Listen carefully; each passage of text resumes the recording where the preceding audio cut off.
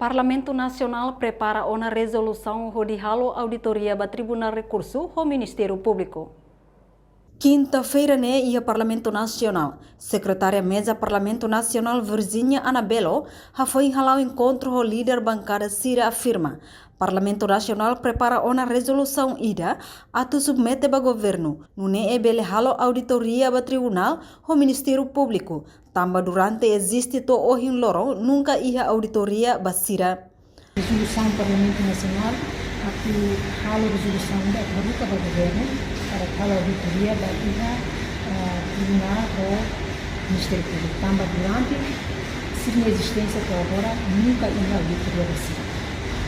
Durante o governo Parlamento Nacional da tribunais nunca ia auditoria. Fora o Defensoria Pública não ia rela e da Ministério da Justiça não ia tutela. Então não ia auditoria pública.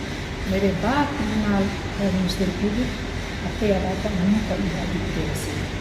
Além disso, o Parlamento Nacional na terça-feira vai ser aprova a resolução para depois ser votada ao governo para depois ser votada a auditoria das instituições independentes.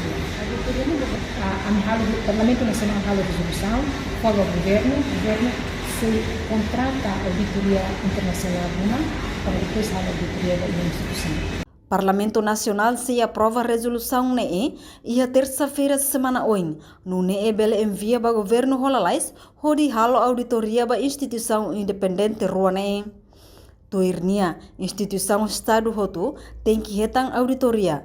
Tuir lei hateteng mai be durante instituição rua nunca hetang auditoria. Reportagem Melda Fatima Televisão Timor Post.